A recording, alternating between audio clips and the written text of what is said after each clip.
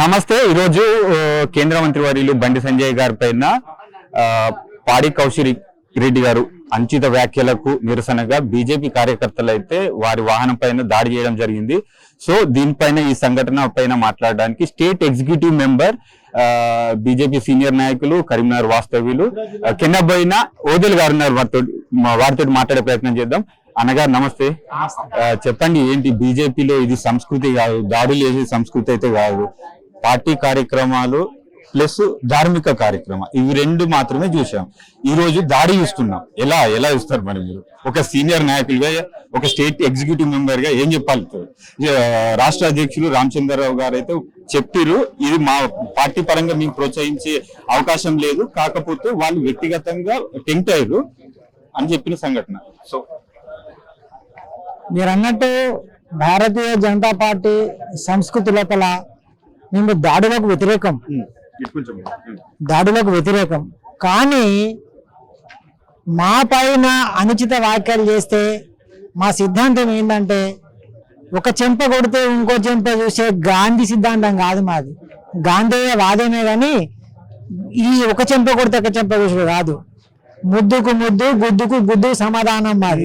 నువ్వు మంచిగా మాట్లాడితే గుద్దు గుద్దుతో 4 గుద్దుతో వంగబెట్టి. అసలు ఈ పాడి కౌశిక్ రెడ్డి అని అతను ఈయన యొక్క బండి సంజయ్ గారి పుట్టుక గురించి మాట్లాడుతున్నాడు. అసలు ఈయన పుట్టుకనే దుర్యోధనుడు ఏ నక్షత్రంలో అయితే పుట్టిండో, ఏ రాశిలో పుట్టిండో ఆ రాశిలో పుట్టిండి పాడి కౌశిక్ రెడ్డి.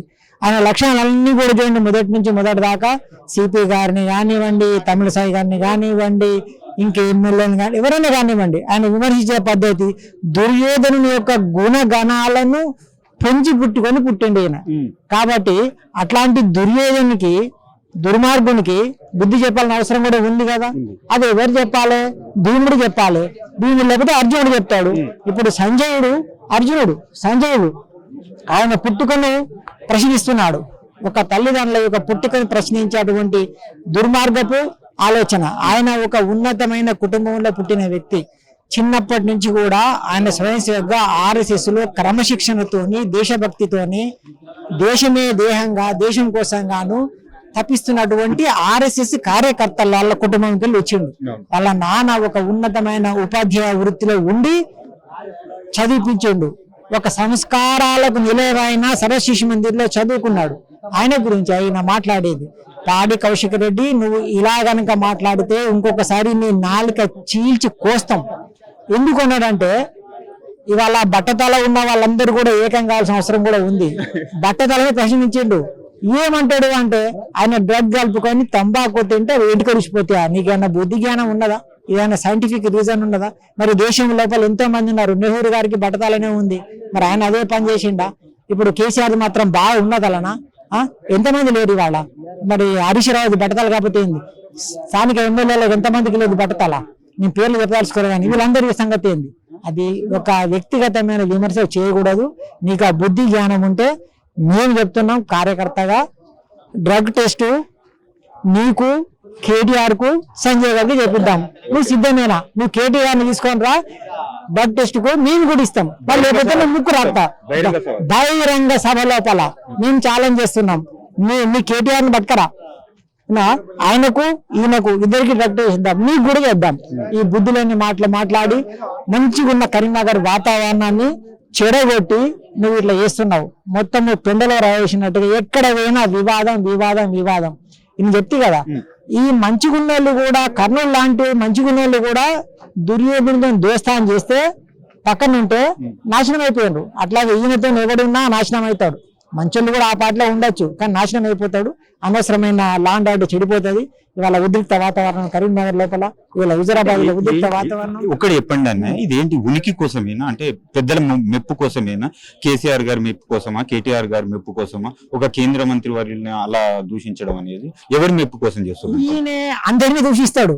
సిపి గారిని దూషిస్తాడు, గవర్నర్ గారిని దూషిస్తాడు, కేంద్ర మంత్రిని దూషిస్తాడు. తలాతోకలని మాటలు. ఇప్పుడు ఇక్కడున్నటువంటి PJM మహల్లో దొంగతనం జరిగితే ఈయనకి ఏమైనా సంబంధమా? లాండ్ ఆర్డర్ పక్కనే ఉండదు, ఏం చెప్తున్నాడు అని పోలీసులకు అరే ఏం చేస్తారు నీకు తెలియదా? ఒక మాట్లాడే మాట ప్రొసీజర్ ఉంటది, ఏం చేయాలో తెలుస్తుంది. ఈయనకి ఏంటంటే ఈయన ఒక జోకర్ లాగా మిగిలిపోయింది భయ్. ఈయన ఎమ్మెల్యేలలో ఒక పెద్ద జోకరు. ఈయన ఏం మాట్లాడతాడో తెలియదు. హుజురాబాద్ లో పరిస్థితి ఏమంటారు? ప్రతి ఒక్కటి కాంట్రవర్సీ అవుతుంది అక్కడ. ప్రజల మీరు కూడా మామూలుగా వెళ్తుంటారు కదా, ఏమంటారు ప్రజలు? హుజురాబాద్ లోపల ఈయనని ఎన్నుకున్న పాపానికి ప్రజలు బుద్ధి తెచ్చుకున్నా మేము ఇటువంటి పిచ్చోనికి ఓటేద్దనుకున్నారు. అసలు ఈయన గెలుపుని ఒక పుట్టుక. ఈయన గెలుపు ఏమైందంటే వీళ్ళ భార్య కొంగు జాపి భిక్షాందేహి అని ఓటు అడుక్కున్నది. లేకుంటే నేను చనిపోతా అన్నాడు, ఉరిపెట్టుకుంటా అన్నాడు. బిడ్డ ఏడ్చింది.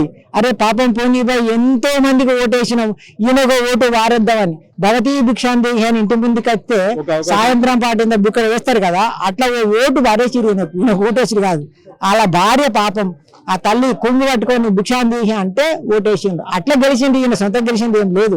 ఈ తెలివి తక్కువ బుద్ధి తక్కువ వేషాలు వేయకుండా చదువుకున్నాడు క్రమశిక్షణతో. ప్రజలకు ఏం కావాలో ఆలోచించి ఇవెందుకు పెట్టుకుంటున్నావు? ఇది చాలా తప్పు. దీన్ని పార్టీ ఖండిస్తుంది. మేము ఎప్పుడు కూడా ఈ దోపిడిని వీటిని అజేయం అట్లా అని చెప్పి మానవ చేస్తే ఊరుకునే ప్రసక్తే లేదు.